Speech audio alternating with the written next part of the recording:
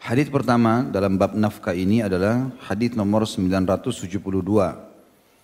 Dari Aisyah radhiyallahu anha beliau berkata, "Dakhalat Hindun bintu Utbah imra'atu Abi Sufyan ala Rasulillah sallallahu alaihi wasallam.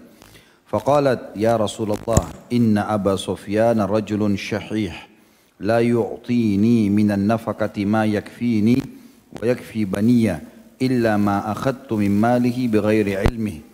فهل علي في ذلك من جناح؟ فقال صلى الله عليه وسلم خذي من ماله بالمعروف ما يكفيك ويكفي بنيك." Hadis ini riwayat Bukhari jadi 3 halaman 103, Imam Muslim jadi 3 halaman 1338. Terjemahannya, Aisyah berkata radhiyallahu anha,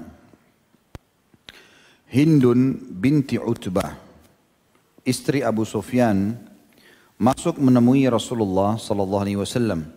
Lalu dia berkata, "Wahai Rasulullah, sesungguhnya Abu Sufyan adalah orang yang kikir.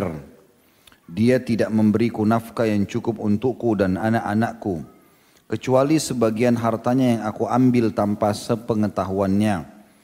Apakah aku berdosa dalam hal tersebut?" Maka beliau sallallahu alaihi wasallam bersabda, "Ambillah dari hartanya dengan cara yang baik, yang cukup untukmu dan anak-anakmu." Hadis ini menjelaskan kepada kita tentang hukum wajibnya nafkah dari seorang suami kepada istrinya. Juga tentu masuk dalam kewajiban nafkah adalah orang tua kepada anaknya. Kalau anak laki-laki sampai balik, selebihnya sunnah. Kemudian kalau anak perempuan sampai menikah. Diambil dari potongan sabda Nabi SAW kepada Hindun binti Utbah radhiyallahu anha, "Kalau boleh kamu ambil harta suamimu walaupun tanpa sepengetahuannya, tapi yang cukup untukmu dan anak-anakmu." Artinya tidak boleh kamu zalim, nggak boleh mencuri, nggak boleh merekayasa. Memang kebutuhan makan hari ini misalnya 100 ribu, ya sudah 100 ribu. Kalau suaminya tidak mau tahu dia makan dari mana, atau dia hanya memberikan 10 ribu atau 20 ribu sementara kebutuhan 100 ribu dan dia punya kemampuan si suami, maka di sini boleh si istri mengambil uang yang 80 ribu menggenapkan kebutuhan dasarnya. Kalau lebih berarti dia berdosa.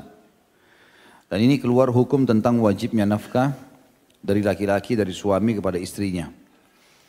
Dan ini juga terjadi bolehnya mengambil harta suami bila keadaan suaminya seperti keadaan Abu Sufyan. Di sini disebutkan cirinya. Inna Aba Sufyan rajulun syahih. Sesungguhnya Abu Sufyan seorang laki-laki yang sangat kikir.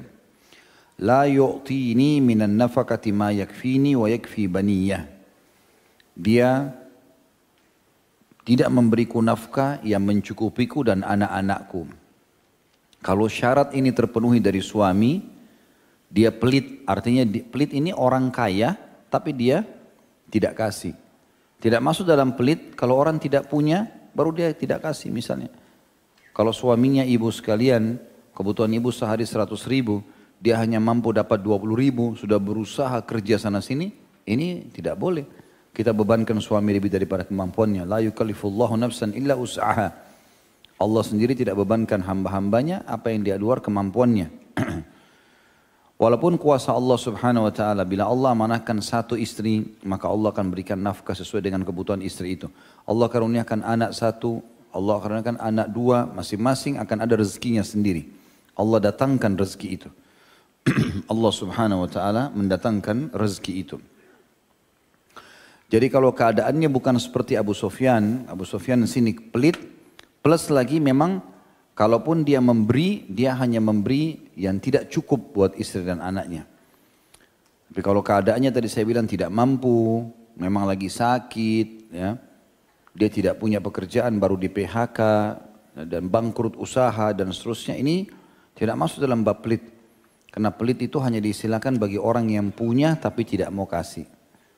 Di sini juga Abu Sufyan bukan tidak kasih sama sekali, dia kasih tetapi tidak cukup.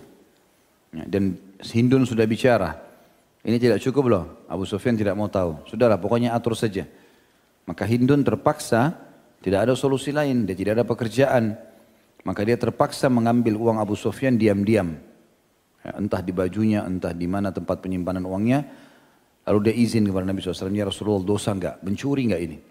Kata Nabi SAW, tidak. Boleh kau ambil tapi secukupnya saja. Yang memang dibutuhkan oleh kebutuhanmu dan anak-anakmu.